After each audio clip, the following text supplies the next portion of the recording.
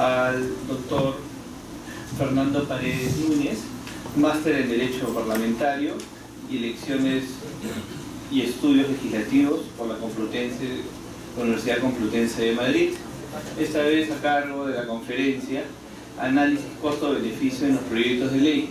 Esto responde, como ustedes bien saben, al programa de conferencias que tenemos nosotros durante todo el año. Antes de cederle la palabra al doctor Fernando Paredes, quisiera darles algunas recomendaciones. Ustedes han recibido dentro de su material una hoja de control de permanencia. Esto va a ser recogido posteriormente al final de la conferencia para poder tener en cuenta a las personas que van a contar con su certificado. Asimismo, tienen ustedes una encuesta para ver el grado de satisfacción de la conferencia en sí para poder también tomar en cuenta sus sugerencias a los temas a tratar en el futuro. Sin más, les damos la bienvenida al doctor Fernando Paredes Núñez, ya un conocido de la casa, para tratar el tema ya propuesto. Por favor, recibámoslo con un fuerte aplauso.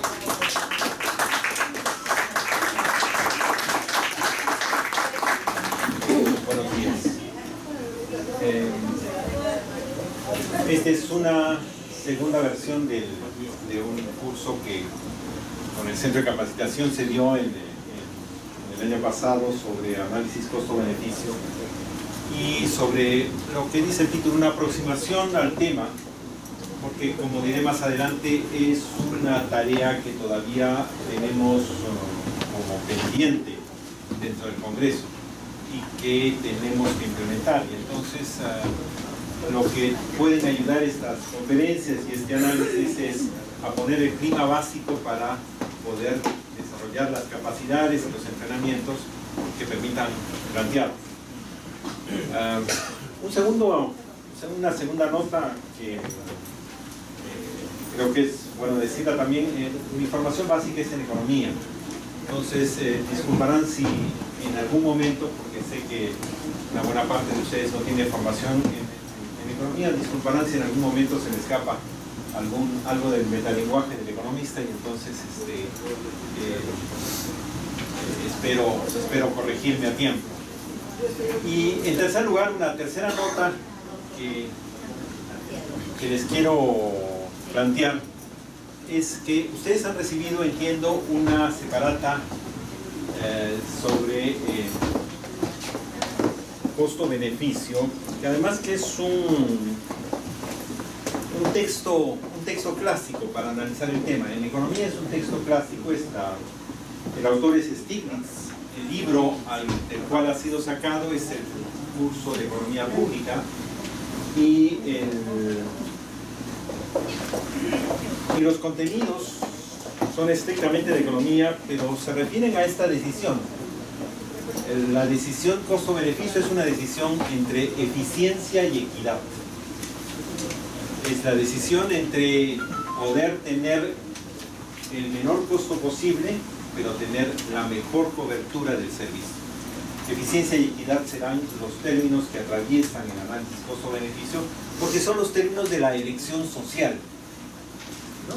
Las sociedades tienen que elegir entre alternativas. Bueno, ¿cuáles son los criterios para pensar esas alternativas? Los conceptos que son útiles para eso son el concepto de eficiencia y el concepto de equidad, que lo trataremos de discutir a lo largo de esta presentación. Y el último tema que también yo lo voy a hacer es que por favor les pediría que todos pongan su celular en modo avión o lo pongan apagado. Creo que es un ejercicio de respeto para todos. No es habitual esto en el Congreso, porque todos tenemos que estar al tanto del asunto, pero les ruego que en este ejercicio académico todos tengamos el celular en modo avión. Muy bien.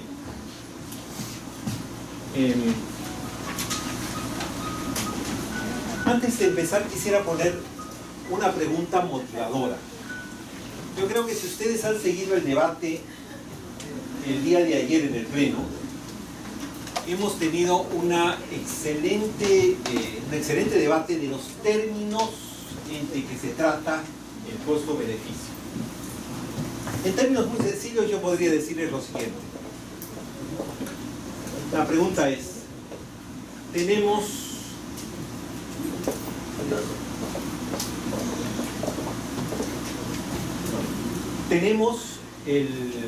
la decisión de que exista una alternativa más en el momento que cumplamos los 65 años y somos parte del sistema privado de pensiones. Esa alternativa más consiste en retirar el 94,5% de los fondos. ¿Qué efecto puede tener esta norma? Entonces, imagino que si han estado atentos al debate, podrán haber visto la observación del MEP que decía: todos somos miopes y por lo tanto todos vamos a retirar y la vamos a farrear. Tenemos la otra posición que sería: no señor, el individuo es soberano, dejemos que decida.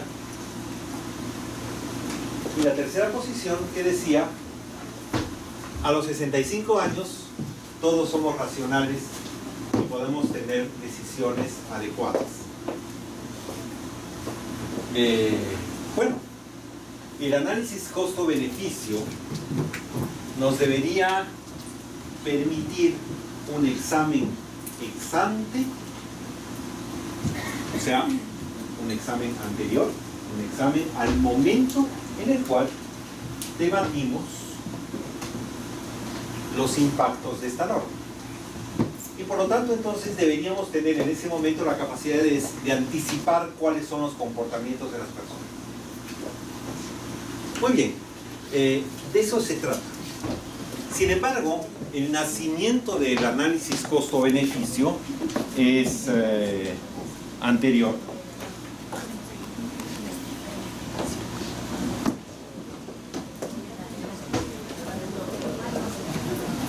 A ver, terminamos de acomodarnos y si hay alguien más, porque bajamos el aire acondicionado.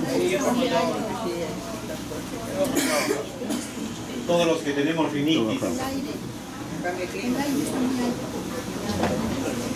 Y ahí está bajado.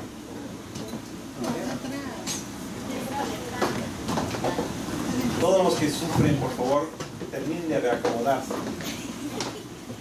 Como diríamos los economistas, dejemos que la soberanía de cada quien lo ubique en el lugar que quiera, pero una vez que esté ahí, por favor, no se mueva. Sí.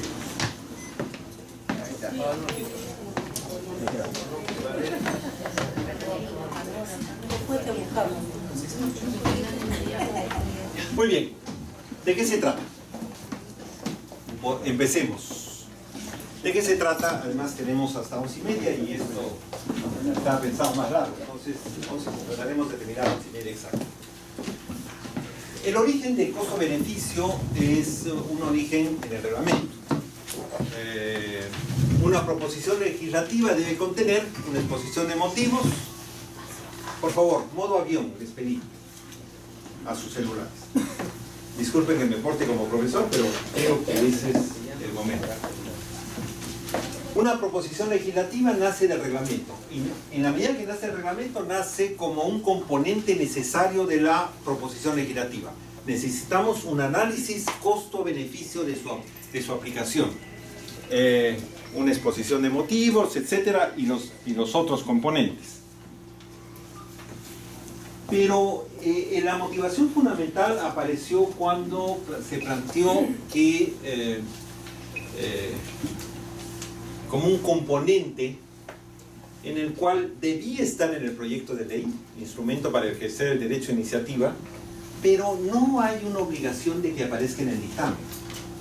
De hecho, en el reglamento, ¿no?, dice una exposición documentada, precisa y clara sobre las proposiciones que son sometidas a estudio, así como conclusiones y recomendaciones derivadas. Pero no aparece como taxativamente una obligación de que esté en el dictamen. Ahora bien, el problema, una de las discusiones que tenemos que dar y que están pendientes del Congreso es: ¿todos los proyectos de ley requieren análisis costo-beneficio o son susceptibles de análisis costo-beneficio? Hay las dos posiciones en medio de nosotros. Hay quienes dicen que no siempre. Hay casos en los cuales no parecería ser importante. Uno pondría el caso más obvio de las leyes que llamamos declarativas. Pero hay casos más evidentes, que son las que tienen que ver con decisiones económicas y presupuestarias. Y es que normalmente hemos asociado el tema del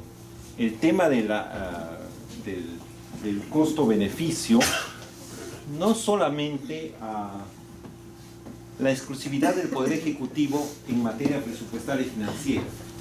Yo siento que la manera como está planteado en el reglamento del Congreso nace de esa preocupación, nace la preocupación de que los congresistas no tienen iniciativa de gasto y por lo tanto al hacer análisis costo-beneficio se van a dar cuenta o debieran darse cuenta de que su iniciativa tiene algún componente de mayor gasto para el presupuesto de la República y en ese momento debieran desistir de ella, salvo, como ustedes saben, en el momento de debate del presupuesto, que es donde tienen dos liberalidades. Una, aprobar, el Congreso aprueba su propio presupuesto, pero también puede tener iniciativa de cambios en el gasto, es decir, miren, no es respecto de tal departamento, respecto de tal entidad, preferimos tal proyecto a tal otro, pero sobre la base del mismo techo presupuestario, ¿no? Entonces, salvo esos dos momentos.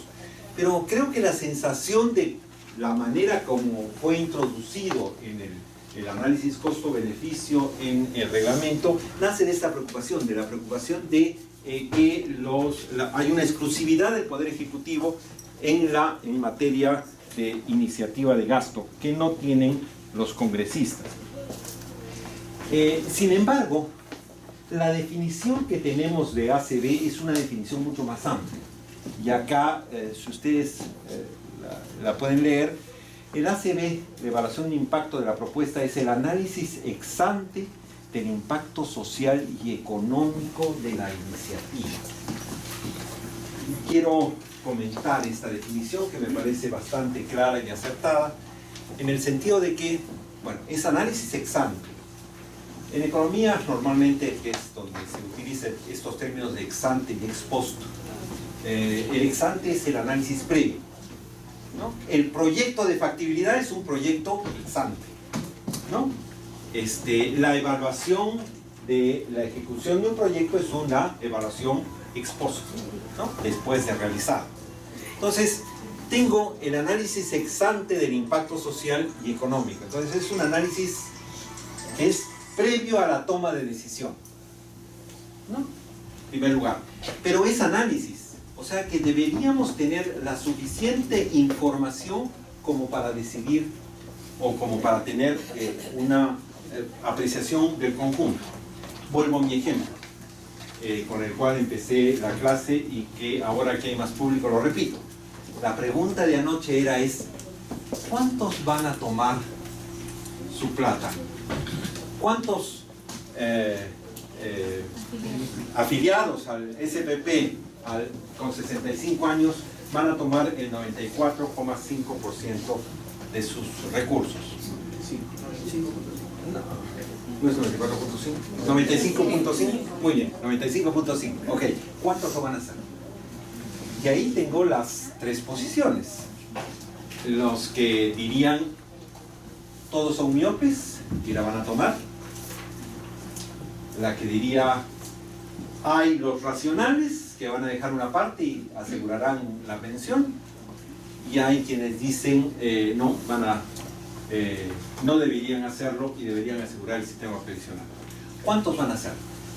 Pero eso tendríamos que saberlo antes, y para eso se necesitan evidencias. Esa es la idea de análisis ex ante del impacto económico. Y por impacto económico no solamente estoy entendiendo el impacto presupuestario, sino el impacto en el comportamiento de las personas. ¿Cómo es que van a reaccionar? Y cuando hablo de impacto social, y cuando los economistas hablamos de impacto social, estamos diciendo cuál es el impacto sobre cada una de las personas, sino también cuál es el impacto sobre el conjunto de la sociedad, ¿no? Entonces, social acá no tiene la connotación sociológica, tiene la connotación de la sociedad como un todo. Porque los comportamientos y los impactos se dan sobre las personas, sobre los actores y los agentes económicos y sobre y sobre la sociedad como conjunto. Y de nuevo ahí en economía hay distintas maneras de ver el tema, porque hay quien dice que el impacto en la sociedad como un todo no es otra cosa que la suma del impacto sobre cada una de sus partes, sobre cada una de las personas. Pero hay quienes piensan que no, que el impacto en la sociedad como un todo es más, es diferente, tiene un contenido distinto. Por eso es que hay una distinción entre microeconomía y macroeconomía. Porque una cosa es trabajar con variables de las familias y las empresas y otra cosa es trabajar con variables macro como el PBI, la inversión o el consumo, ¿no? O sea, lo que quiero poner es que acá tengo distintos comportamientos que tenemos que considerar. Y entonces, la finalidad de este análisis es examinar si el impacto de la propuesta normativa es mayor el bienestar social que el costo de su vigencia. Es decir, toda decisión legal, y esto lo tomo del análisis económico del derecho, la ley se comporta como un precio, ¿no? Entonces, toda decisión beneficia a unos y castiga a otros. Provoca beneficios a la sociedad y también tiene costos su implementación. Toda norma ocurre así. Entonces, el análisis costo-beneficio de lo que trata de decir es, bueno, la propuesta normativa tiene un efecto de bienestar social mayor que el costo de su vigencia. O sea, ¿su implementación es más costosa o no? Y también podríamos preguntarnos en el aumento del bienestar social. Como ven, todo esto está sujeto a debate y a controversia. ¿Qué estamos entendiendo por bienestar social? Una mayor cobertura de servicios a costo mínimo, una mayor equidad entre las personas. Bueno, es materia de debate, porque la ponderación entre crecimiento y equidad, por ejemplo, es una vieja discusión en economía. ¿Importa más el crecimiento que la equidad? ¿Importa más la equidad que el crecimiento? Bueno, los últimos años son también parte de este debate en la política peruana, ¿no? ¿Cuánto ponderamos cada uno de los efectos? Por eso tenemos que ver un poco cuáles son las fuentes de teoría de esto, porque esto tiene teoría atrás. Y las fuentes están vinculadas a lo que llamamos en economía la economía del bienestar. La economía del bienestar es la economía, el análisis de la elección social. Eficiencia versus equidad. Nosotros distinguimos eficiencia de eficacia. Eficacia es conseguir los objetivos. Eficiencia es lograr los objetivos a costo mínimo, ¿no? Al menor costo posible. Esa es nuestra diferencia entre eficacia y eficiencia. La decisión es lograr la cobertura al costo mínimo. Y equidad depende cómo la queramos medir. Pero la equidad supone que las distancias entre las personas sean cada vez menores. Podríamos definirlo matemáticamente eso, es decir, ¿cuánto es la distancia entre el quintil de ingresos más alto y el quintil más bajo? ¿No? O podríamos definirla también en términos de necesidades básicas insatisfechas. ¿Cuál es el tramo que tiene y cuáles son esas necesidades básicas insatisfechas? 3, 4, 5. ¿Cómo definimos extrema pobreza, por ejemplo? O lo podemos definir también en términos de acceso a servicios universales. ¿Cuántos tienen efectivamente por parte de la sociedad acceso a servicios universales de calidad? De nuevo también lo pongo en términos complejos porque la economía es una ciencia social a pesar de ser la más matemática de las ciencias sociales. Pero eso quiere decir que está sujeto a todo debate. Bueno, la otra fuente viene del análisis económico del derecho, que supongo que a una buena parte de este auditorio es familiar. Y la definición básica del análisis económico del derecho es el precio, la ley se comporta como un precio. Por lo tanto, el objetivo de la ley es el mismo objetivo del precio, es decir, generar incentivos positivos o incentivos negativos para lograr un comportamiento. Si el precio es bajo, obviamente la gente tratará de hacer, estamos premiando ese comportamiento. Si el precio es alto, estamos castigando ese comportamiento. ¿No es cierto? Entonces el objetivo no es poner precios a la gente, sino que efectivamente el nivel de castigo sea disuasivo para que no incurran en ese comportamiento. Pero el análisis económico del derecho nos dice no solamente en términos de materia penal, yo creo que de vez en cuando tienes que prender el aire acondicionado y ponerlo a apagar, porque si no nos vamos a asar. Ok, bueno, entonces el objetivo de una penalidad legal no es meter a todos presos. El objetivo es disuadir, o sea, por eso la ponemos más alta. El problema es que, como dice el análisis económico del derecho, no solo basta en poner la pena, sino en considerar la probabilidad de que el infractor sea detectado. Porque si la pena es alta, pero la probabilidad de ser detectado es cero, entonces no estamos logrando ningún efecto. ¿No es cierto? Entonces, cuando examinamos el análisis del costo-beneficio y el efecto sobre los comportamientos de las personas, tenemos que considerar esos elementos como cruciales.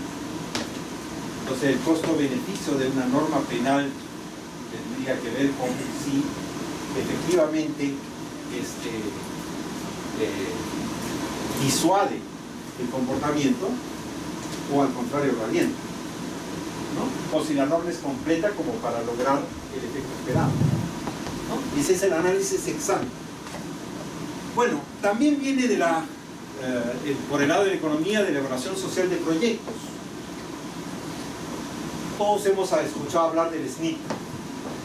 Todos sabemos de que el SNIP es un primer nivel de evaluar proyectos en términos de su calidad y en términos de su rentabilidad.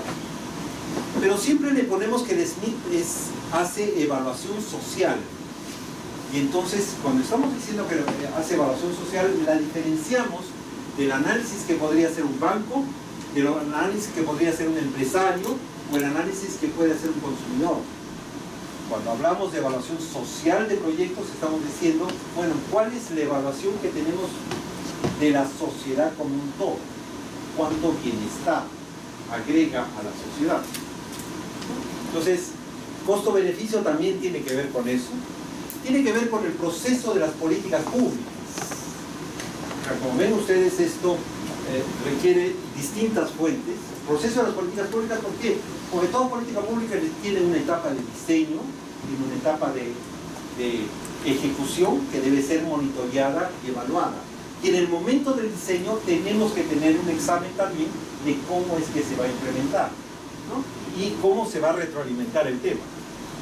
Y finalmente tiene una vertiente de lo que se llama el neoinstitucionalismo, ¿no? Es decir, las instituciones no entendidas como organizaciones, que es el sentido que habitualmente le damos, sino el sentido de pautas y normas de comportamiento formales o informales que regulan el comportamiento de las personas.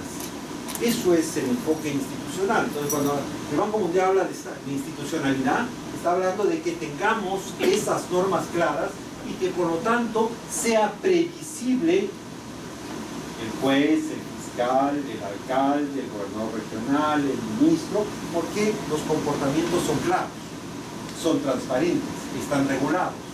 Entonces, ese marco de institucionalidad da seguridad jurídica porque permite comportamientos previsibles. No es la institucionalidad por tener organizaciones, ¿no? Entonces, en ese sentido es que preferimos institucionalidad, porque genera comportamientos previsibles. Y los comportamientos previsibles son los que permiten hacer un mejor análisis costo-beneficio. Fuentes, raíces y colaterales. Entonces, como ustedes verán, lo que genera esto es un seminario más largo. ¿Qué otras cosas debemos diferenciar del análisis costo-beneficio? El análisis costo-beneficio deberíamos diferenciarlos del análisis del impacto de la norma. Es diferente, este es un análisis ex post. El análisis de seguimiento de las políticas públicas, que tiene que ver más con observatorios, ¿no? Cómo es que desempeñan, cómo se implementan, cómo se desarrollan. El análisis de impacto regulatorio, y es lo que hace los INERMIN o las reguladoras respecto de un aspecto significativo de su competencia, o de la evaluación social de proyectos de inversión. Vean, son parientes, son primos hermanos, pero son distintos. Me pego a mi definición del análisis ex ante del impacto social y económico. Corro un poco.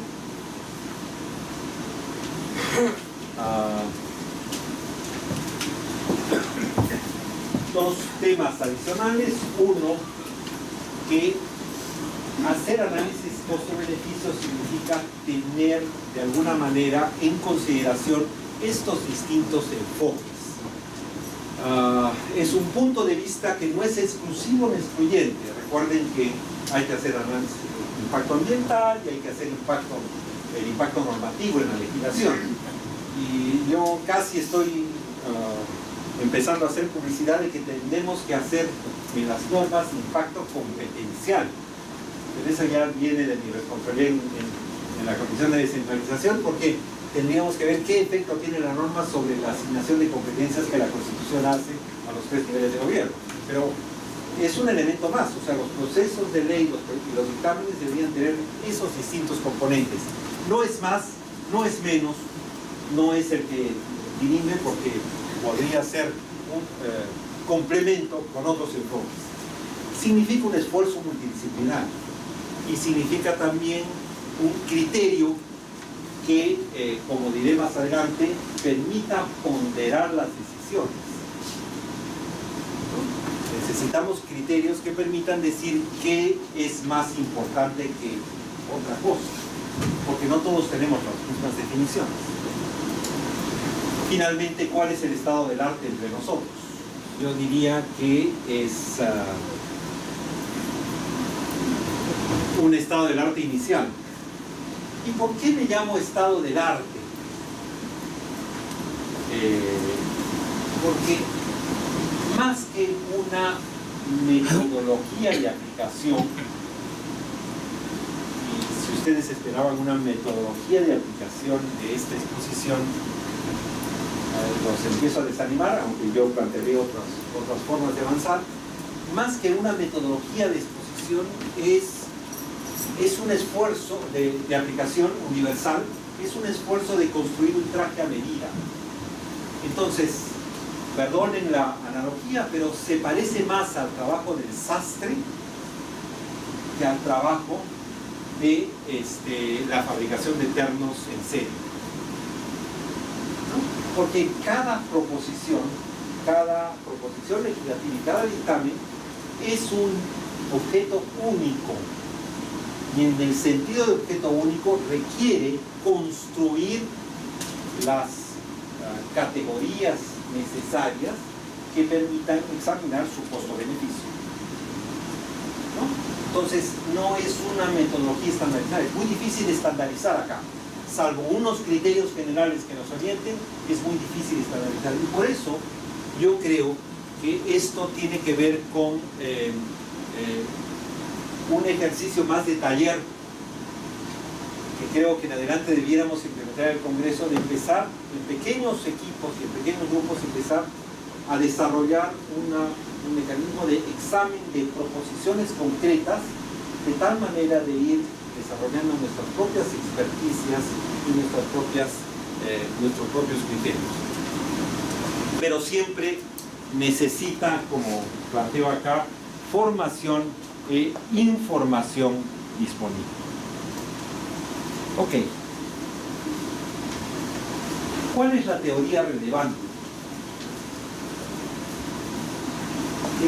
Desde el punto de vista de la economía, y desde ahí lo voy a tratar de enfocar, ¿cuál es la teoría relevante en esta materia? Tendríamos que saber qué son costos, ¿no? Entonces, la idea es, por ejemplo, distinguir costos económicos y costos contables, desembolsos y gastos. Voy a ser muy sencillo. Nosotros cuando vamos a comprar un Sublime o un café, que sería el ejemplo típico, si vamos por un café a media mañana, desembolsamos nuestra, que nadie la torre cuesta 4.50, el cappuccino. Hay que desembolsar los 4.50 y probablemente nos dan nuestra boleto, nuestro comprobante. Ese es un desembolso. Pero esa decisión de ir a tomar un café y de traerse un café tiene otros costos que no son desembolso y sin embargo son relevantes. Y es el costo de oportunidad del tiempo que estamos empleando en hacer eso. Y se supone entonces que estamos evaluando ambas alternativas. ¿Me quedo trabajando delante de mi computadora o voy por mi café? Probablemente decida ir por mi café porque eso me signifique que las siguientes 2 horas voy a seguir siendo productivo, ¿no? Y por lo tanto entonces, en mi costo-beneficio, estoy decidiendo por el café porque el beneficio que me va a proporcionar de productividad las 2 horas siguientes sea más alto que el costo de renunciar a los 20 minutos que estoy yendo para traer mi café. Pero probablemente eso podría reducirlo si yo llamo por teléfono y me digo, oye, trae un café, ¿no?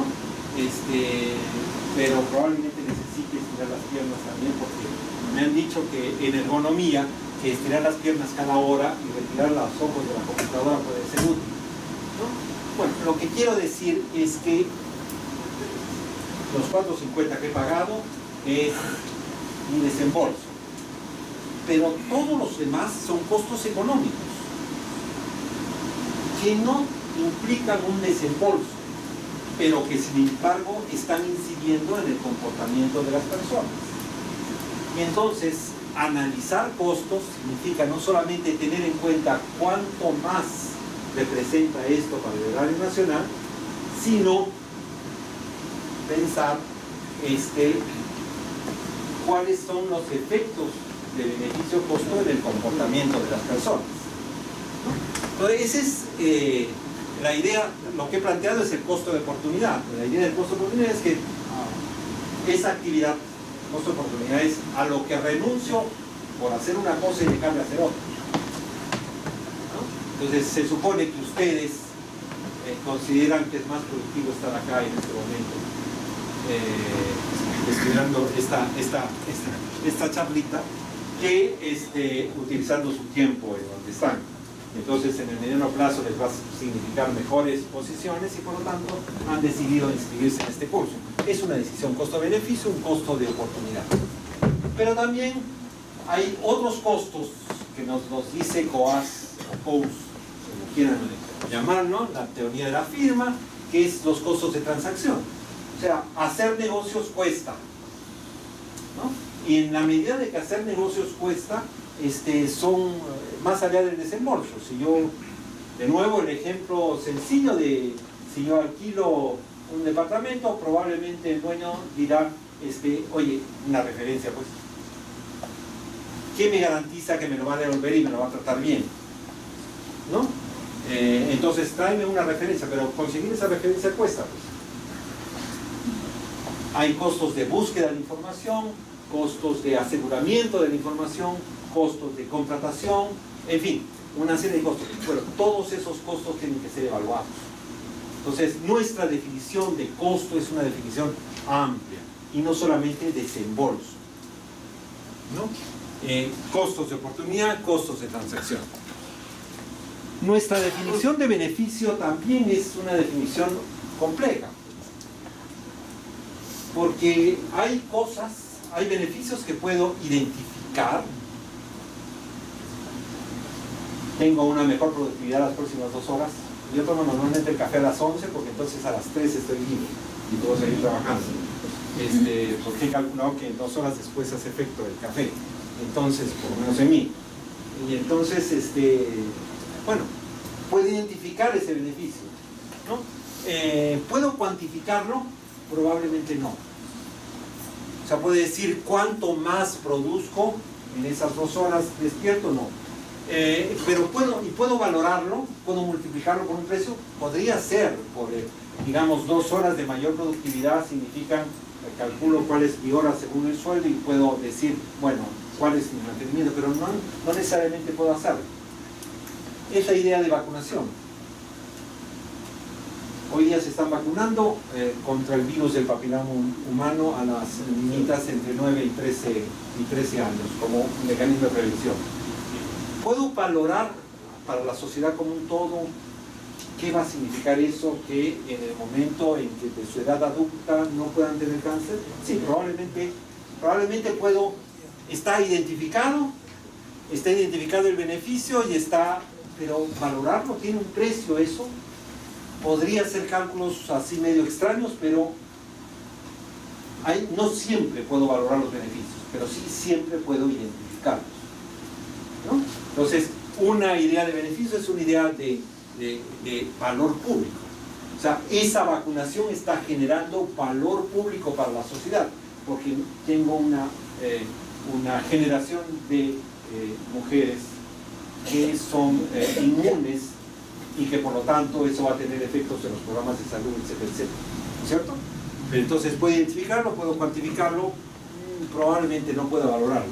Eso sucede también con nuestro costo-beneficio. Hay cosas que no necesariamente podemos o debemos valorar. Hay cosas que tienen que ver con vida humana y que son difíciles de hacer. Y entonces se empiezan las cosas complicadas. No me voy a detener a esto, pero es toda una serie de matemática financiera. Hacer, muy bien, ¿cuáles son los beneficios futuros que tiene esta medida? ¿Cuáles son, a ver, quizás con un gráfico puedo decir, yo digo, muy bien, implementar esta medida tiene este costo, pero en el tiempo tiene estos beneficios y probablemente mantenerlo tenga estos costos un poco más grandes después. Y entonces tengo que hacer un ejercicio de matemática financiera que no lo voy a hacer ahora. Pero que me diga, muy bien, ¿cómo hago para confrontar estos beneficios y estos costos con la inversión del presente? Uno dice, bueno, sumas y restas, soles. Pero no es así.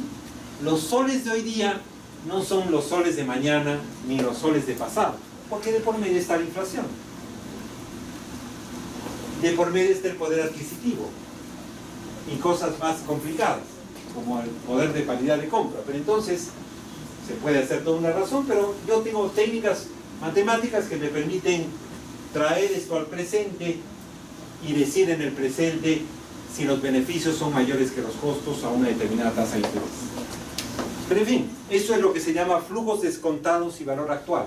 O sea, hay técnicas matemáticas que permiten hacer eso y ver si la decisión es racional hoy día, ¿no? O sea, si los beneficios son mayores que los costos. Y ese es el costo-beneficio, cuando puedo cuantificar beneficios y puedo cuantificar costos. Pero hablamos de costo-efectividad cuando sé cuánto me cuesta la medida, pero me es difícil valorar los beneficios. La vacuna. ¿Cómo puedo decidir por un programa de vacunación o por el otro? a igualdad de resultados, ¿cuál es el programa que me cuesta menos? ¿No? O sea, siendo homogéneo el producto, digamos, comparable el producto, a igualdad de resultados, ¿cuál es el que me cuesta menos?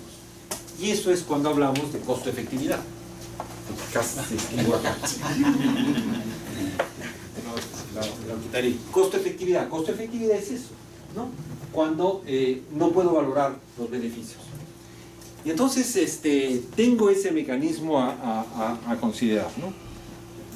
Y entonces, un último elemento que tengo que tener en cuenta es que esto es, pues, análisis intertemporal. Noten ustedes lo complejo que es el asunto. O sea, análisis intertemporal quiere decir, muy bien, ¿qué prefieren ustedes? ¿Hoy o mañana? Probablemente los que prefieren hoy, les diríamos miopes. ¿No es cierto? Y casi toda la teoría microeconómica está basada en la maximización de beneficios de corto plazo. ¿No? Muy bien, pero hay gente que me dice, no, vamos a ahorrar, tenemos alguna preferencia por mañana. Y no todos son iguales. No todos, en esta mezcla de hoy y mañana, no todos nos comportamos de la misma manera. ¿No? Y finalmente, los efectos intra e intergeneracionales. O sea, hay medidas que suponen que tienen que ser consideradas para comparando generaciones. Por ejemplo, nuestra pirámide poblacional se está volviendo un rombo, ¿no? De tener pocos viejos y muchos jóvenes, estamos pasando a que la mitad, ¿no? Se está volviendo un rombo. Y por lo tanto, entonces, eso tiene comportamientos distintos en el tiempo, porque los efectos de hoy, ya cuando hablamos de sostenibilidad, por ejemplo, en materia ecológica, uno pensaría que ¿qué puedo hacer hoy para que mis hijos reciban un mundo similar al que recibí? Ese es un efecto intergeneracional. Y esa es la idea de la sostenibilidad y de un mundo que mantenga su desarrollo. Bueno, pero costo y beneficio entonces tiene esa complejidad. Y que por lo tanto ustedes me dicen, ¿y cómo se aplica? Bueno, depende del caso en el que estemos. Por eso mi idea del sastre es más aproximada al costo-beneficio que mi idea de la producción estandarizada de análisis costo-beneficio. A ver, entonces yo empiezo mi discusión entre eficiencia y equidad. Recuerden, eficiencia, el mayor producto al costo mínimo; equidad, distancias menores entre los grupos sociales. ¿No es cierto? Entonces, yo puedo tener proposiciones legislativas que me permiten ganancia en eficiencia y ganancia en equidad. Va, ahí no hay mayor discusión. Tendría que demostrarlo y no hay mayor discusión. Y casos en los cuales hay pérdida de eficiencia y pérdida de equidad. Y entonces, en esos casos, el debate es claro, no va. El problema está en el medio. ¿Qué pasa cuando tengo ganancias en eficiencia y pérdidas en equidad, que normalmente son las medidas productivistas, por llamarlas de alguna manera? ¿O qué pasa que cuando tengo pérdidas en eficiencia y ganancias en equidad, que son normalmente las medidas, por llamarlas inclusivistas de alguna manera, ¿no? Entonces, ¿cuál es mi ponderación en cada caso? Pues eso es lo que tengo que discutir. Y la discusión es la disyuntiva entre eficiencia y equidad. Normalmente no son fáciles las primeras, el cuadrante 1 y el cuadrante 4. Lo que normalmente tenemos son los cuadrantes verdes, ¿no? Y entonces ahí tenemos que discutir ¿a cuánta eficiencia tendríamos que renunciar para reducir cuánta desigualdad?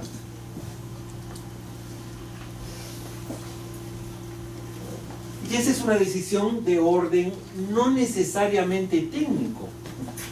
El técnico dirá, miren, en esta medida estamos ganando en eficiencia y perdiendo en equidad, o a la inversa, o perdiendo en ambos, pero en uno o en el otro, pero ¿cómo hacemos el equilibrio? Esa es una decisión política, en el más estricto sentido de la palabra. Recuerden que la politeia, ¿no?, es la decisión sobre el bien común y el bienestar de la sociedad. Bueno, pues en ese campo hay distintas maneras de ver los asuntos y por lo tanto distintas ponderaciones sobre el tema. Esa es la tarea de la comisión y del pleno, por demás decirlo. Por eso hemos elegido, ¿no? Por eso hemos votado y elegido. Porque hay quien toma esas decisiones y suponemos que la regla de mayoría, que la regla política que permite tomar esas decisiones. Pero los que toman las decisiones deberían ser conscientes, y por eso es importante el análisis costo-beneficio, de cuánta equidad o cuánto crecimiento está en juego. ¿Qué valor debe asignarse? A eso llama ponderación, a una disminución de la desigualdad en comparación con una disminución de la eficiencia.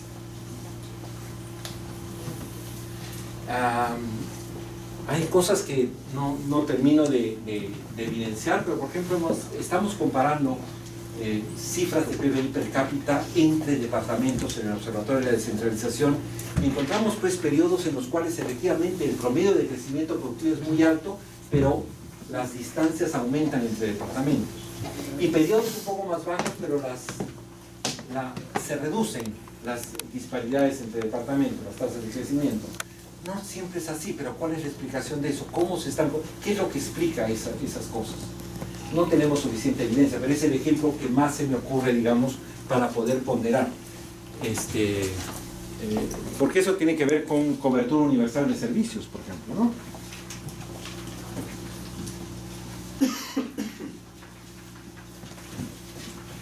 Bueno, yo quisiera, por razones de tiempo, saltarme esto y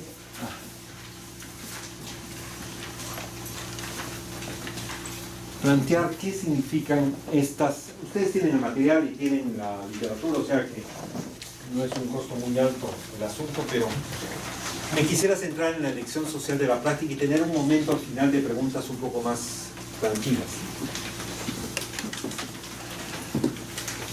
¿Cómo hacer elección social en la práctica? Recuerden, elección social es la elección entre la disyuntiva eficiencia y equidad. Primero, tendríamos que identificar y medir los beneficios netos que reciben los distintos grupos fruto de la proposición que se quiere adoptar. Expliquemos esto. En la sociedad tengo actores sociales y una medida impacta sobre esos actores, no sobre todos, sobre algunos. Hay casos en los cuales es absolutamente sobre todos, pero hay casos. Esos los tengo que identificar. Y tendría que tratar de medir, y medir significa de alguna manera cuantificar, y si fuera posible valorar. Recuerden, valorar, yo distingo cuantificar de decir una unidad física, ¿no? Y valorar es cuando esas unidades físicas las multiplico por precio y como tengo un valor. Yo debería tratar de identificar y medir los beneficios netos que reciben los distintos grupos, y por beneficios netos supone que todos los grupos tienen beneficios y tiene costos. Entonces la palabra neto, cuando me encuentren en economía, significa que estoy restando costos de los beneficios. Entonces hay que identificar y medir los beneficios netos que reciben los distintos grupos fruto de la proposición que se quiere adoptar. 2. Identificar si es una mejora en el sentido de Pareto, es decir, una mejora del bienestar de todos los grupos.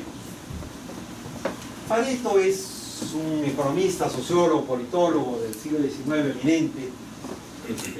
Hay contribuciones en distintos medios, Y una mejora en el sentido de Pareto es una mejora donde todos tienen beneficios netos positivos, para decirlo de alguna manera.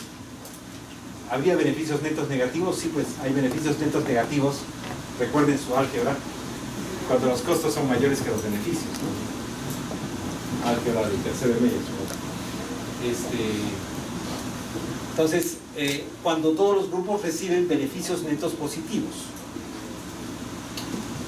Entonces, en ese sentido hay un beneficio de Pareto, una mejora en el sentido de Pareto, es decir, una mejora que permite que todos tengan una relación ganar-ganar.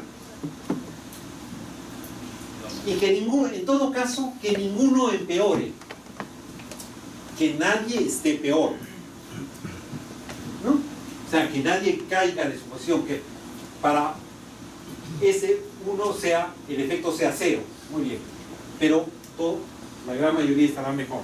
Entonces, tendríamos que ver si todos tienen una mejora en el sentido de Pareto.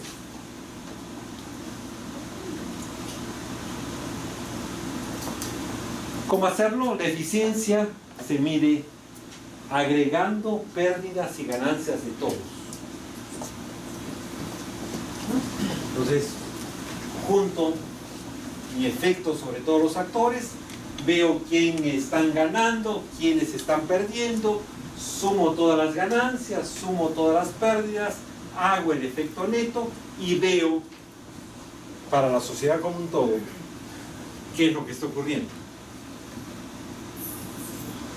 Y la equidad se mide con se aprecia, con una medida global de la desigualdad. ¿Cuáles son medidas de desigualdad? La más obvia es la distancia. Más ricos, más pobres. Aumenta la brecha, disminuye la brecha. Esa es la más obvia, ¿no? Hay otras medidas que es en la cual uno dice, bueno, ¿cómo están distribuidos todos los segmentos de la sociedad? Y vamos a ver si el segmento medio aumenta o disminuye. Otra medida podría decir, bueno, probablemente a los ricos no les afecta esto, pero los pobres están mejorando. Matemáticamente eso se expresa como coeficiente de Gini, curva de Lorenz, coeficiente de variación de las disparidades, etc. Se puede medir, pero la idea es tener una apreciación de la desigualdad. Esto mejora o empeora el grado de desigualdad. Igualdad absoluta nunca la habrá, pero pretendemos alejarnos lo más posible de la desigualdad absoluta. ¿No? Sí. Usted está diciendo que tenemos que utilizar un criterio paretiano para hacer una elección social y el criterio de Caldo. Pero es que ahí voy. Déjame, porque tengo que ver a Rawls, a Caldo Hicks. Sí. Un minuto. Entonces, la iniciativa es aceptable si genera ganancias positivas netas, ¿no? Si genera ganancias positivas netas, aumenta la eficiencia y reduce desigualdad. La propuesta debe rechazarse si genera pérdidas positivas netas, es decir, reduce eficiencia y aumenta desigualdad. Es un poco Bueno, y acá nos ponemos el dilema del cuadrito. ¿Qué sucede si la propuesta genera ganancias positivas netas, pero también aumento de la desigualdad?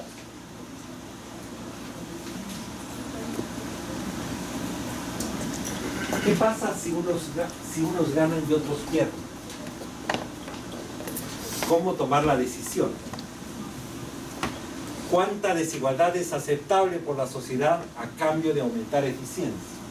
En el extremo, en teoría económica normalmente, esto se debate entre aquellas políticas económicas que privilegian el crecimiento productivo de aquellas otras políticas económicas que privilegian, digamos, en el otro extremo, la redistribución de recursos.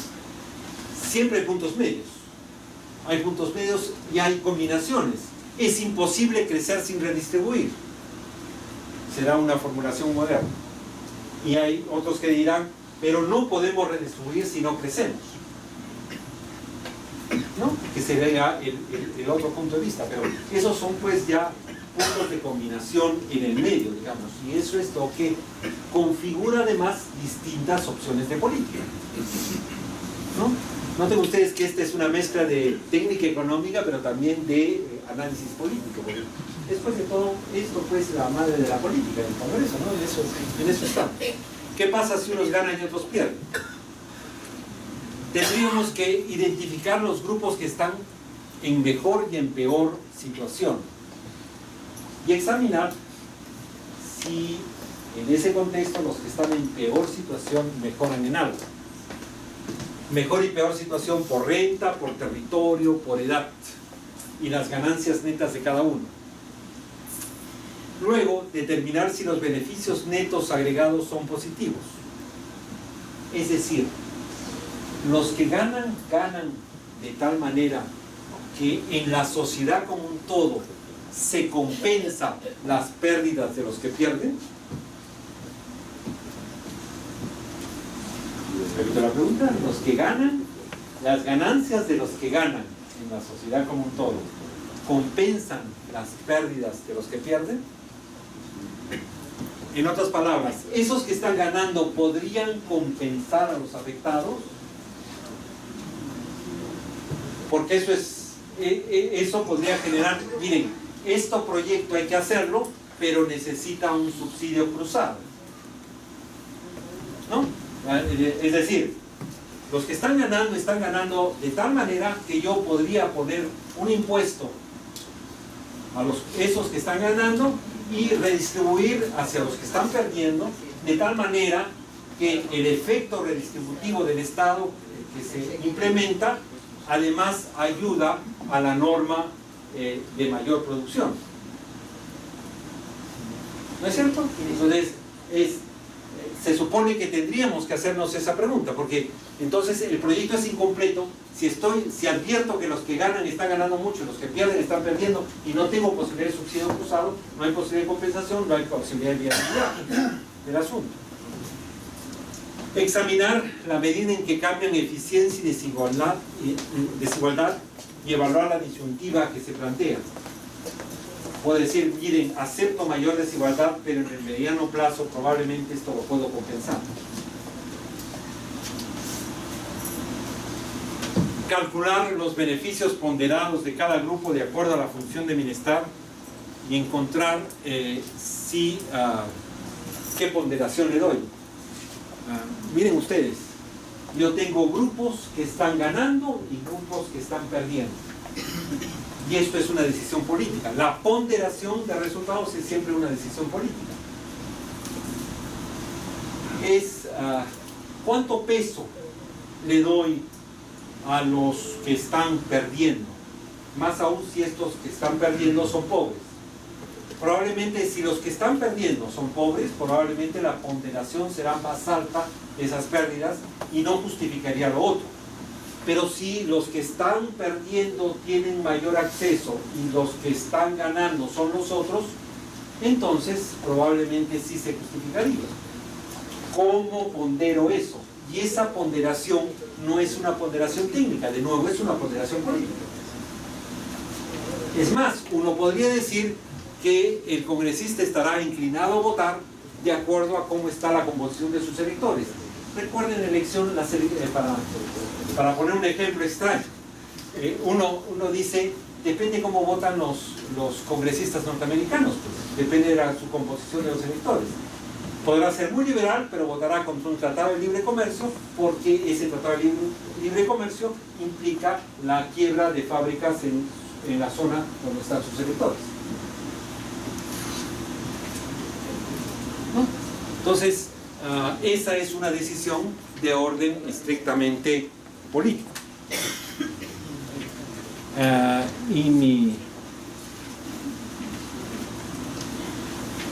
Bueno, ¿cómo hacerlo en la práctica? Empiezo a acelerar.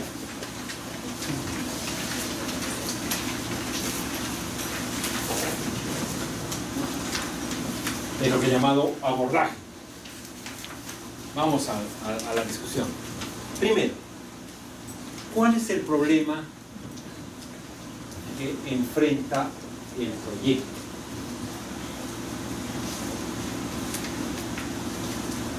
La proposición legislativa tenemos que ser muy claros en definir cuál es el problema que se plantea, porque en función de ese problema vamos a evaluar las respuestas. Y una regla básica es que el problema no puede incluir la respuesta. Esto normalmente cuando uno formula proyectos en el STIP, uno le dicen falta un puente en el río tal. ¿Ese es el problema? El problema no puede incluir la respuesta, porque si no se vuelve una tautología. No hay problema, yo ya sé la respuesta. ¿Qué voy a evaluar si sé la respuesta? El problema sería, tengo que comunicar la margen del río tal con la margen del río cual, o tengo que comunicar tal ciudad con otra. Y entonces yo tendría que evaluar las distintas, porque entonces una definición del problema sí me da para, esto es bien obvio, ¿no? Pero me da para evaluar distintas alternativas de comunicación entre ambos espacios. Normalmente los proyectos de ley definen el problema incorporando la solución. No hay tal cosa, por lo tanto hay que hacerlo, ¿no? Entonces, ¿cuál es la alternativa? Es muy difícil hacer evaluación de alternativas. Hay que hacer una clara identificación del problema. ¿Cuáles son las informaciones que describen el problema y lo ponen en contexto? Preguntas. ¿De qué manera se pretende enfrentarlo? ¿En qué consiste la propuesta? Y la pregunta es, ¿existen cursos alternativos descartados? Y yo siempre me pongo una pregunta, es, ¿este problema para ser resuelto necesita de una ley?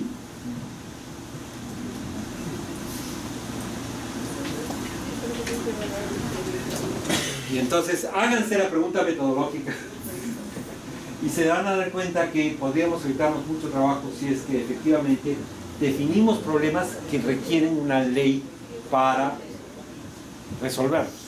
No siempre se necesita una ley, porque esa es parte de decir cursos alternativos. ¿Puedo resolverla de otra manera que no sea una ley? Esa es la pregunta que tendría que hacerme, ¿no es cierto? Y eso es lo que está ahí. Implementar la propuesta requiere de una ley. Y entonces la pregunta es, ¿por qué el marco de legislación vigente es insuficiente? Noten ustedes que ese par de preguntas, uno dirían, pero eso no es análisis costo-beneficio. Pero es clave para poder, es impacto normativo, más técnicamente hablando. Pero es crucial para hacer el análisis costo-beneficio. Por eso es que las partes del proyecto están completamente integradas. Es mi problema, la definición del problema, de las alternativas, cuáles son los cambios normativos necesarios. Todo esto debería estar, se supone, en la parte que llamamos impacto normativo, pero que es sustantiva para poder hacer el costo-beneficio, ¿no? Porque si no defino el problema y no defino las alternativas, ¿de qué costo y de qué beneficio estoy hablando? Y entonces entro más netamente al tema. ¿Cuál es la población de referencia? ¿Quiénes son los grupos involucrados? ¿Se arrepintió? ¿De qué manera está involucrado el Estado? ¿De qué manera? Porque no siempre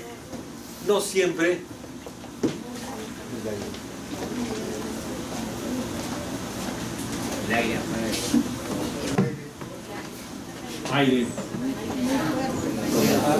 Pero en realidad tiene frío. No, soy que me muere de calor. Que prende detrás. Es lo que se llama el efecto diferenciado.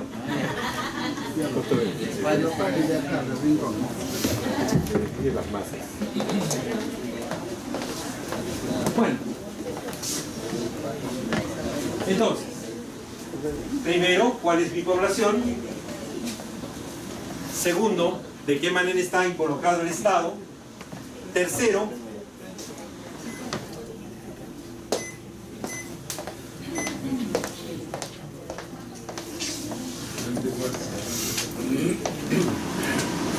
bravo.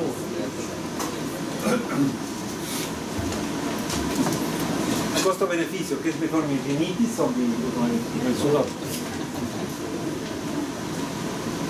¿Cuál es la población de referencia? ¿Quiénes son los grupos involucrados? ¿De qué manera está involucrado el Estado? Y esa es otra pregunta relevante. ¿Este es un problema de privado o es un problema que necesita regulación pública? ¿No? Pues no necesariamente tendría que haber regulación pública sobre esta materia. ¿Cuáles son los efectos directos e indirectos que origina la proposición sobre cada uno de los grupos? Y una vez que identifico los efectos, entonces, los comportamientos, entonces, ¿cuáles son, y esta es la pregunta crucial, cuáles son los cambios que probablemente ocurren en el bienestar de los grupos involucrados? ¿Cuáles son los impactos? ¿Cuáles son las transferencias?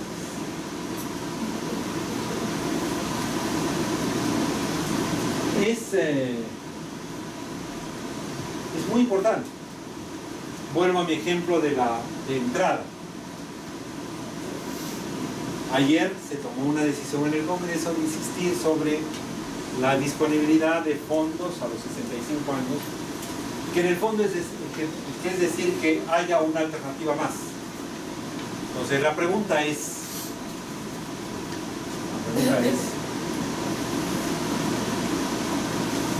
¿quiénes son los grupos?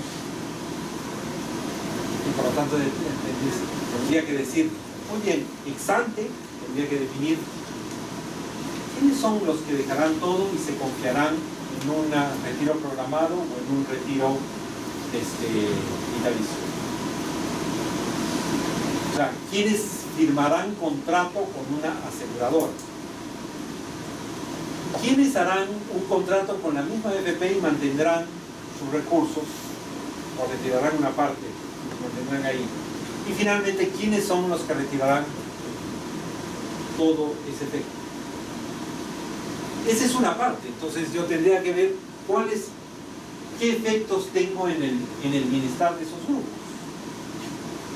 Una corrección es, ok, no me voy a preocupar, como los mayores de 65 son intensivos en uso de servicios de salud, entonces voy a dejar el 4,5% para de salud, porque eso especialmente cubre lo catastrófico, ¿es cierto?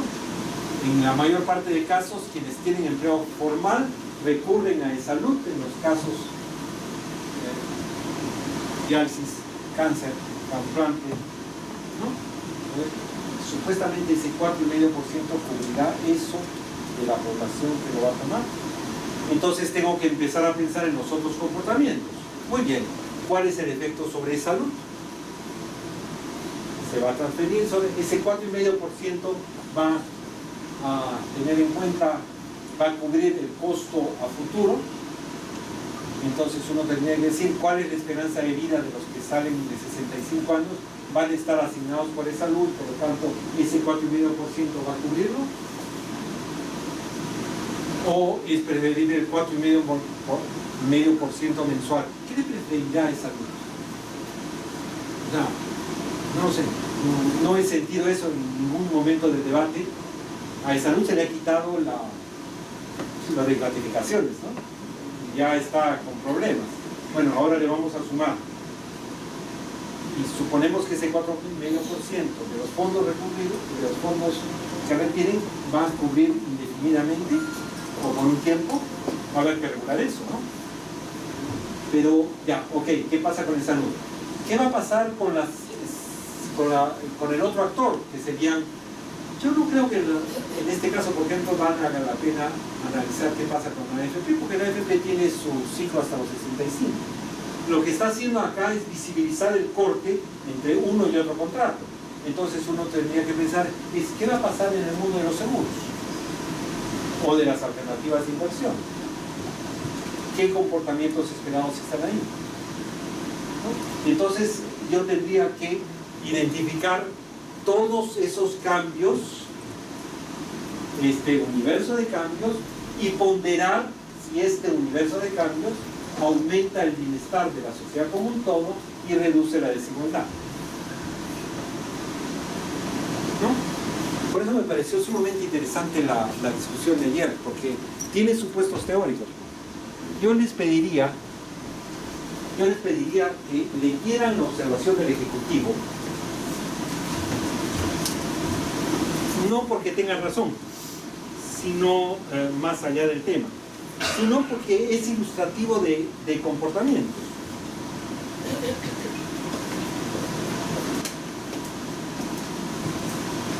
Por ejemplo, la observación del Ejecutivo al proyecto de ley 1282 dice, esto es pura teoría del comportamiento, dice, además lo dice, los estudios de economía del comportamiento muestran que, dice, A, percepciones erróneas, las personas tienden a tomar decisiones con expectativas más optimistas que las reales. 2, preferencias temporales, las personas tienden a preferir el consumo presente al consumo futuro. 3, número de opciones, la presencia de un mayor número de opciones no necesariamente implica una mejor toma de decisiones. Son 3 supuestos de economía de teoría económica del comportamiento, que claro, yo las puedo encontrar con evidencia en la economía norteamericana, pero no sé si tiene la suficiente evidencia y respaldo en una economía como la nuestra. No lo sé, o sea, ahí me declaro neutral. ¿Cómo las desmiento? Puedo desmentirlas desde otras ponderaciones políticas, pero no desde otras evidencias. O sea, la teoría económica del comportamiento supone que se han hecho experimentos sociales en las cuales la gente, yo logro tener en cuenta una generalización, una inferencia estadística. ¿Es así? ¿Preferimos el presente al futuro? ¿Preferimos el corto plazo al futuro? ¿Somos racionales en esa decisión? Porque según esos supuestos voy a tener una determinada ponderación de cuáles son los cambios importantes en los costos y en los beneficios. Porque si efectivamente lo que dice el BFE es cierto, es claro, es consistente, cuando en adelante podemos afirmar, muy bien, entonces lo que va a suceder es que van a gastar, no van a tener inversiones buenas, y por lo tanto a la corta o a la larga voy a tener un movimiento de viejitos que me va a pedir beneficios sociales y coberturas de servicios, porque ese 4,5% no cubre a futuro. El efecto intergeneracional es claro y por lo tanto el déficit dentro de 10 años va a aumentar en el presupuesto de la República. Es una iniciativa de gasto. ¿Es cierto? Bueno, hacer análisis costo-beneficio supone decir, no, pues esos supuestos de comportamiento ¿los validamos o no los validamos? Y eso hay que hacerlo con evidencia. Para ser justos, tampoco el MEF pone evidencia que demuestre que estos supuestos son ciertos también, ¿no? Entonces, por eso digo que estamos en relativos pañales en nuestro análisis costo-beneficio, pero discutimos todo el tiempo de él, ¿no? Y por lo tanto me parece sumamente importante hacerlo. Conclusiones, entonces voy a identificar los principales impactos y hacer un recuento de los principales efectos en los actores involucrados.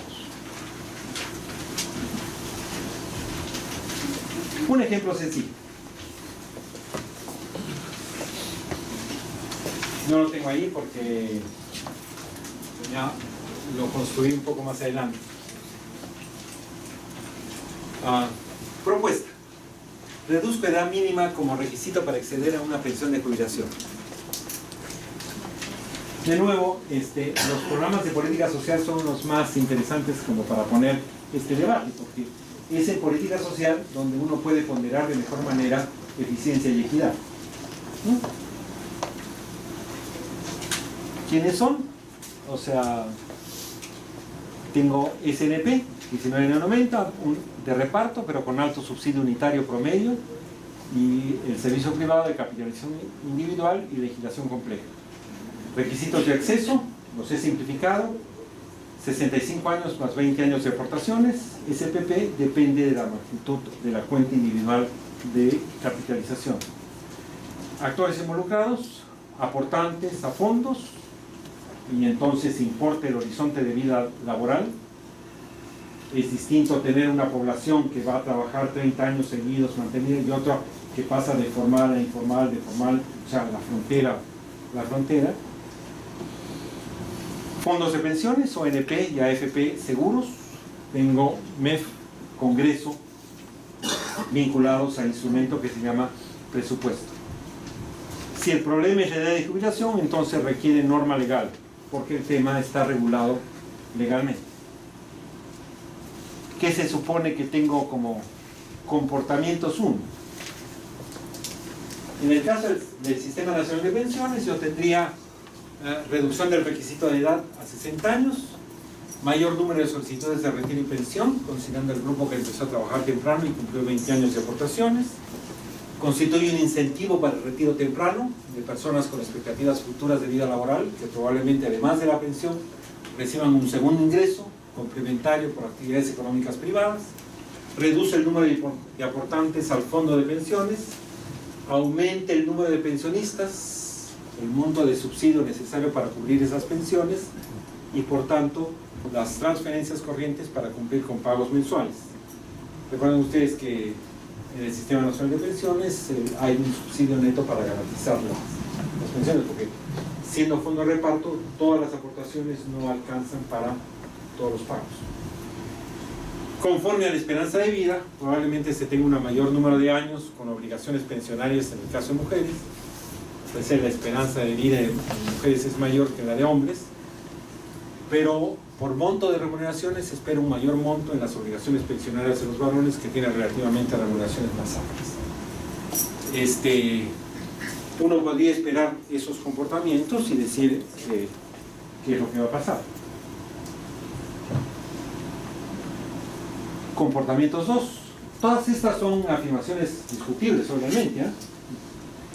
Reducción de edad a los 60 años, mayor número de solicitudes de retiro y pensión. Estoy suponiendo que la gente es miope, ¿no? O sea, que prefiere su pensión y hacer otra cosa. En ese sentido, constituye un incentivo para el retiro temprano de personas con expectativas futuras de vida laboral. O sea, estoy suponiendo que la gente no prefiere estar vinculada a su trabajo, sino desprenderse del trabajo porque puede tener otros ingresos adicionales. Pero no siempre es así, ¿no? No siempre todos tienen la calificación necesaria para a los 60 años mantener una pensión y tener un trabajo adicional. En el caso de que las cuentas individuales de capitalización no permitan una pensión mínima, será necesario un subsidio público. En los casos de pequeños fondos individuales existirá la tendencia de pagos programados con el fondo disponible, ¿no? Y en los casos que se opte por pensiones vitalicias se tendrán periodos más largos, 5 años adicionales. Noten ustedes que en todo esto está la esperanza de vida. Y la discusión de esperanza de vida no es la discusión de esperanza de vida al nacer, sino la discusión de esperanza de vida no al morir tampoco, sino a los 65 años, ¿no? O sea, hay tablas estadísticas de INE sobre eso, y hay toda una discusión sobre si es relevante o no esas tablas estadísticas. Bueno, ¿qué hacemos con estos datos? Suponiendo que hemos respondido a todas estas cuestiones, preguntas, tenemos toda la información, ¿cómo hacemos la evaluación final? Y ahí vienen más preguntas. Se supone que el punto de vista del evaluador es el punto de vista de la sociedad como un todo.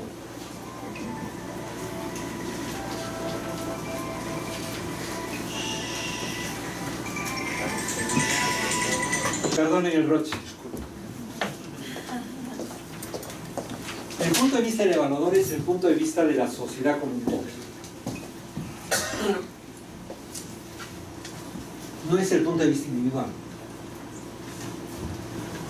Y ese es el sentido de evaluación social.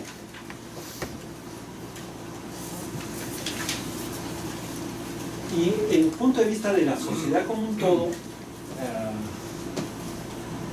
cuando uno hace un proyecto, no necesariamente todos lo comparan de la misma manera. En mi vida profesional yo he hecho proyectos para el sector privado. Pues normalmente uno le pregunta, una de las preguntas que quiere hacer, que tiene que hacerle a su cliente es decir, bueno, ¿cuánto es el mínimo de lo que quiere ganar? Porque obviamente uno hace un proyecto de inversión para ganar, ¿no es cierto? Entonces, ¿cuál es el mínimo que usted está dispuesto a aceptar para ganar? Bueno, tenía distintas respuestas ahí, pero la más típica es, mire Fernando, por debajo de 20, de un retorno de 20%, no vale la pena. No vale la pena por debajo de 20%. Si esto no... Ya, pero si voy a...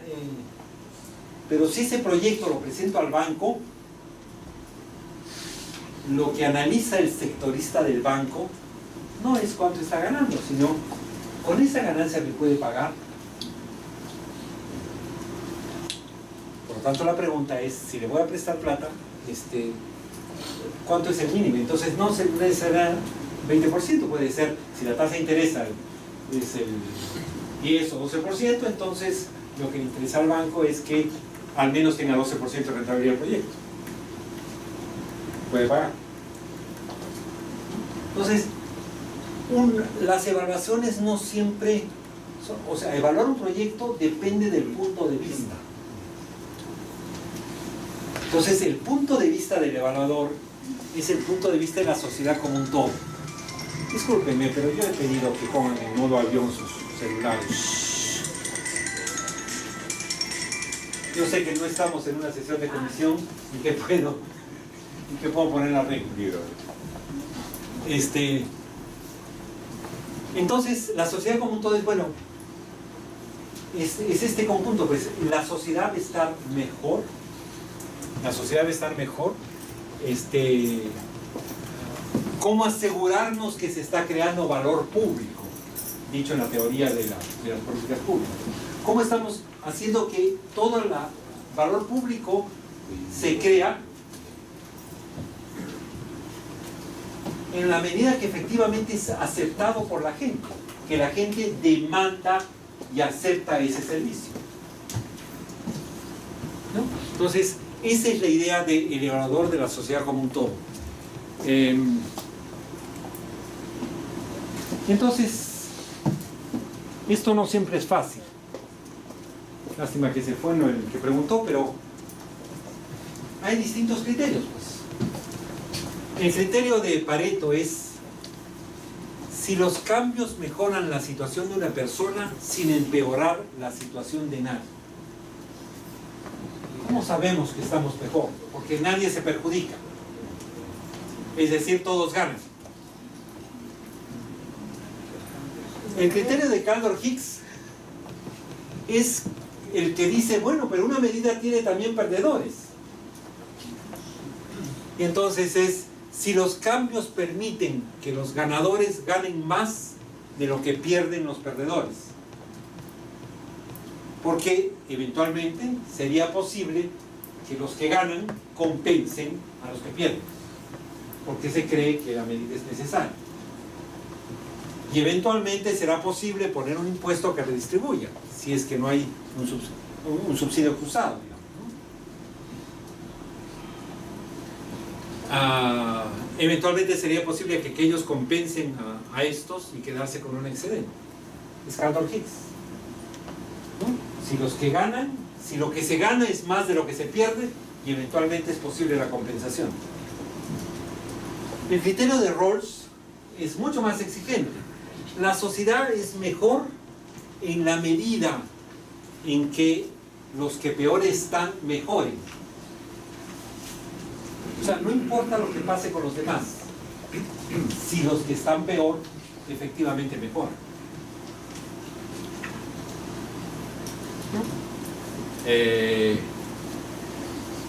Y los utilitaristas dirán, la sociedad estará mejor si la utilidad adicional de quien gana con el cambio es mayor que la pérdida en que incurre el que pierde, más el costo que requiere la transferencia. Porque noten ustedes, si hay ganancias y hay pérdidas, y estas mayores ganancias tienen que compensar a las pérdidas, entonces hay un costo que hay que considerar, que es el costo administrativo de hacer la transferencia. Un costo administrativo de poner el impuesto y un costo administrativo de redistribuir el resultado de ese impuesto. Entonces, costo de transacción, digamos, ¿no? Entonces, hay que tener en cuenta ese criterio también. ¿Cuál criterio aplicar? De nuevo, ponderación política.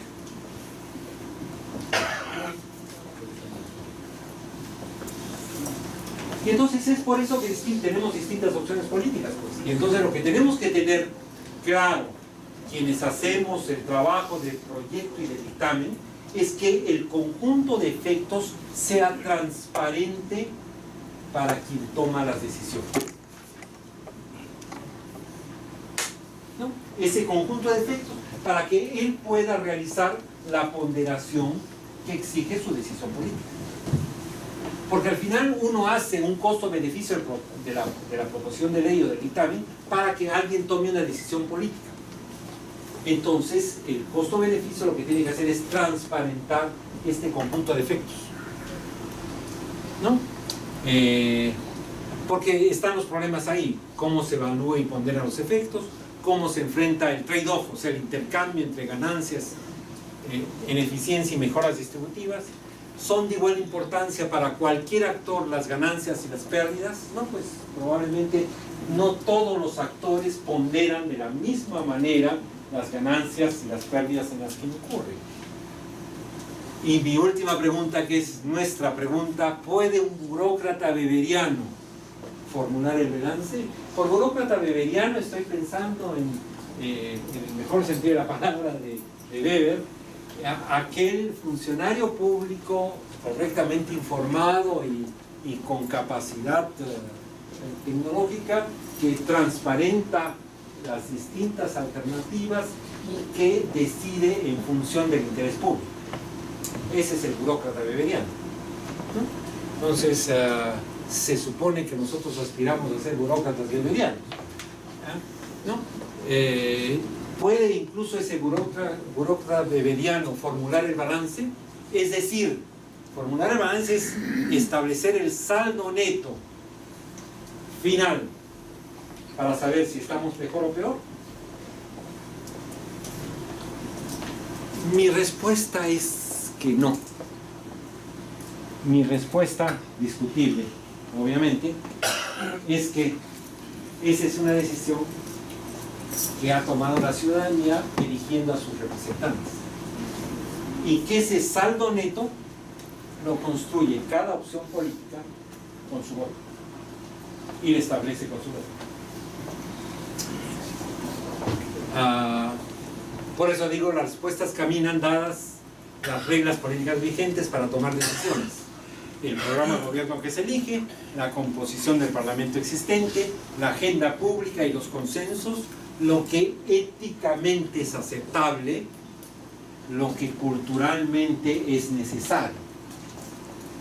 Todos conceptos, me dirán ustedes, abstractos, pero que en política se deducen en una agenda clara de decisiones para la gente. Eso es lo que hemos votado, o por lo menos eso se supone. Entonces, consecuencias, algunas. Preguntémonos, en economía se llama la forma de agregar preferencias, es decir, la forma en la cual se toman las decisiones y el teorema de Arrow. Es delicioso aplicar estas decisiones pensando en la agenda del pleno, ¿no? Porque uno podría pensar es que un proyecto tiene más prioridad o menos prioridad dependiendo de distintos factores, ¿no?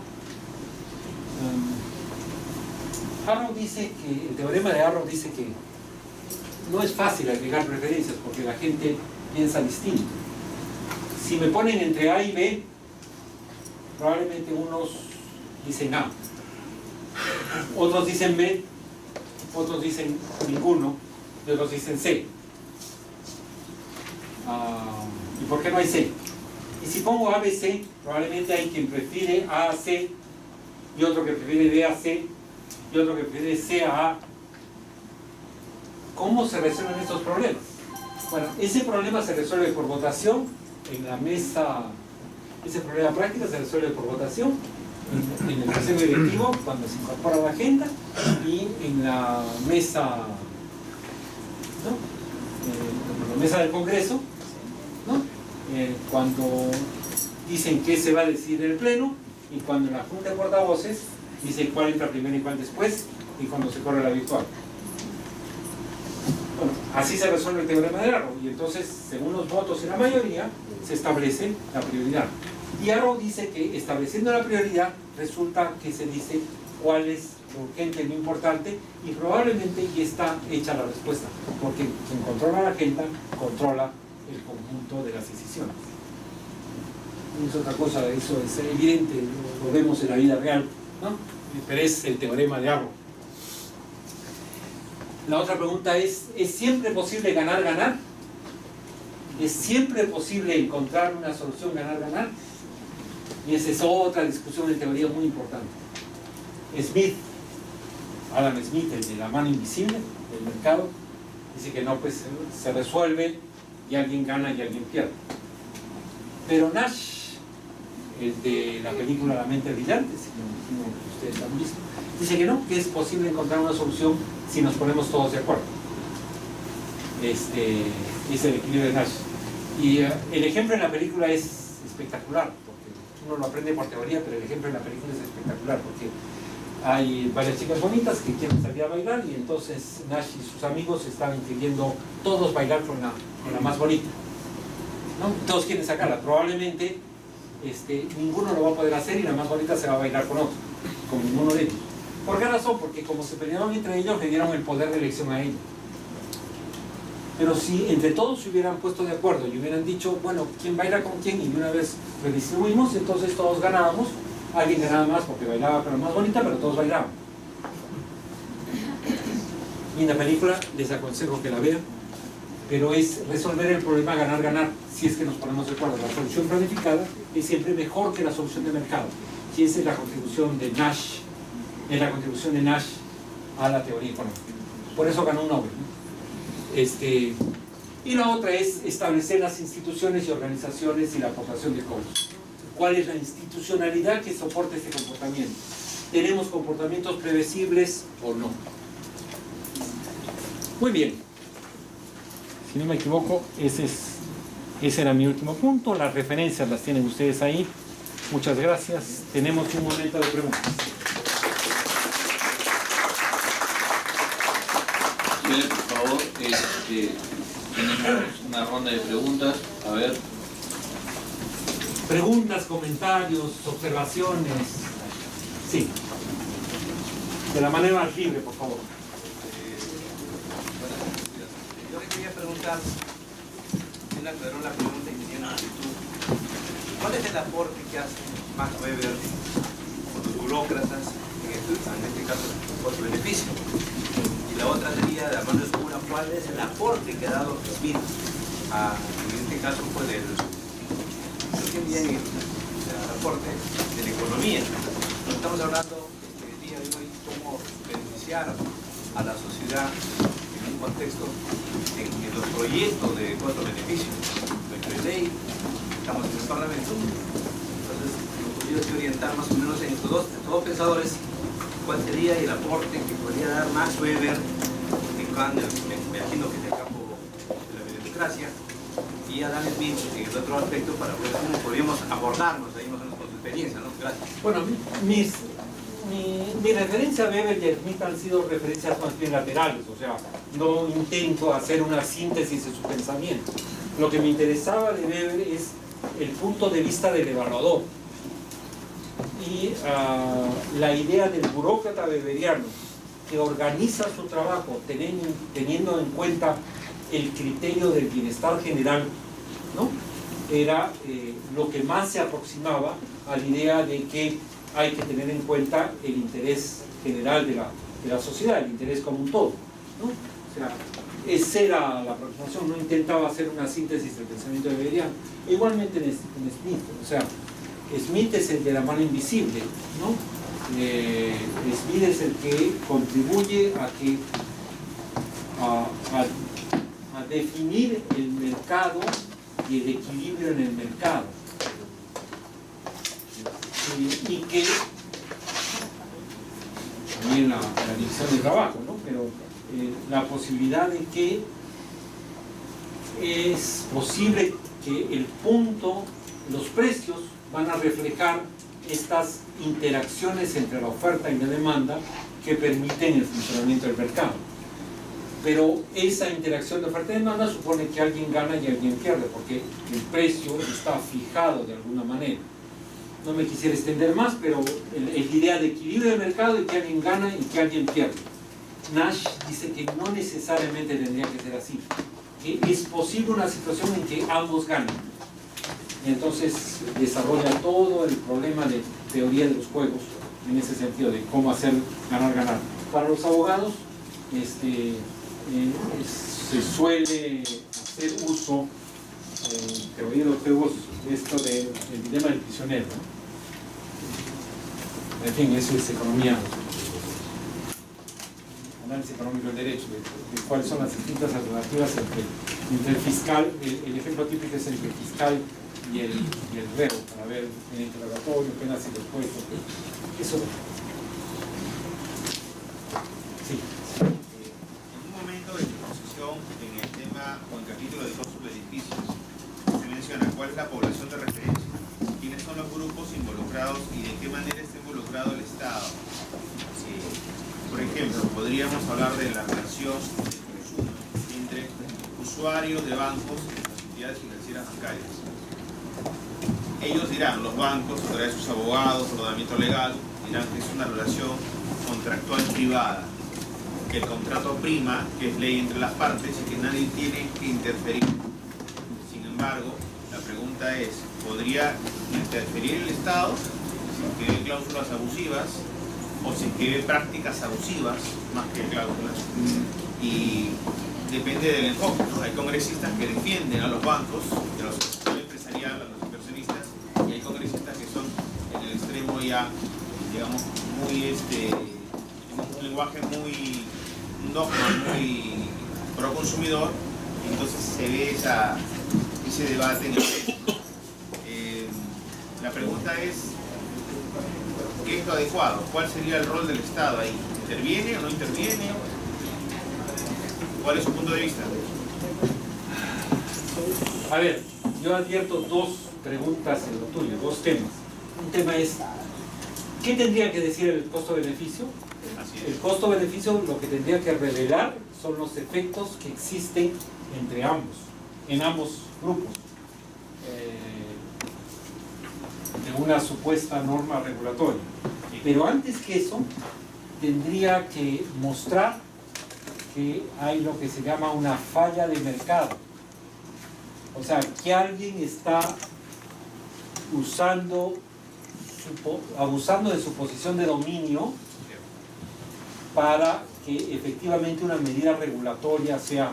O sea, la pregunta es, ¿hay un problema? Sí. ¿Este problema es una falla de mercado? Sí. ¿Eso supone que hay un abuso de posición de dominio de alguna de las partes? Sí. Por lo tanto, ¿requiere una medida regulatoria? Sí. Entonces, el Estado tiene que intervenir si demuestra lo anterior. ¿No es cierto? Es lo que dice la teoría económica convencional. Y a partir de eso uno empieza a decir, muy bien, entonces, ¿En qué consistiría esa medida regulatoria? Y ahí se abre el abanico. Ahí se abre el abanico de las distintas posibilidades. Es todo un tema simplemente, es un asunto de ley, es un asunto de medida del regulador, simplemente hay que cambiar los incentivos, no sé, eso ya depende del caso concreto, ¿no? Pero para que el Estado intervenga hay que mostrar previamente que hay una falla de mercado y hay una posición de dominio según las reglas de la Constitución vigente. Economía social de mercado. Y cuando hablaba usted del burócrata weberiano, un burócrata técnico, muy capaz, imparcial, con criterio de justicia social, diríamos que eso es lo óptimo. Pero ¿qué pasa en la realidad? O sea, la toma de decisiones no está en ese burócrata weberiano. Está en una masa amorfa, con diferentes intereses, 130 voluntades. No, pero ese no es mi burócrata weberiano, ¿eh? Mi burócrata weberiano somos nosotros. Exacto, claro, por eso le digo, o sea, el burócrata weberiano es lo ideal, pero lamentablemente, ¿qué es la realidad? 130 voluntades con acuerdos subyacentes, con intereses de grupo, económicos, etc. La toma de decisiones no es la más ideal. ¿Qué es la democracia? Ya, espérate. ¿Por qué me apelé al burócrata weberiano yo? Porque yo dije, bueno, ¿quién hace el saldo? Mi pregunta anterior era, ¿quién hace el saldo de costos y beneficios? ¿Quién dice, muy bien, esto permite que los beneficios sean mayores que los costos? O sea, ¿quién hace esa ponderación? Y entonces, digo, esa ponderación es posible que la haga un burócrata weberiano, o sea, me pongo en la mejor de las circunstancias, digo, es posible que la haga capaz, inteligente, interés común, etcétera, etcétera, y digo, no, porque el burócrata weberiano no tiene la decisión política de hacerlo. Es más bien corresponde a otro nivel. Podrá hacer su mejor esfuerzo de transparentar las posiciones y ese es mi punto de vista. Mi punto de vista es que es obligación del servicio parlamentario mostrar al congresista el universo de posibilidades técnicas que hay y los costos y beneficios que hay en esas alternativas. Es función del congresista decidir por este camino político. Pero es nuestra obligación, o sea, por eso yo digo que aspiramos a ser burócratas weberianos, es nuestra obligación mostrar ese conjunto de cosas. No siempre se puede, la realidad es mucho más compleja de lo que, pero estoy tratando de mostrar una ruta seguida. Algún día alcanzaremos la meritocracia. Bueno, pero es que las cosas, yo soy neoinstitucionalista, o sea, yo pienso que no se trata de todo o nada. Podríamos decir en qué podríamos mejorar. Correcto, gracias. Esa es la pregunta.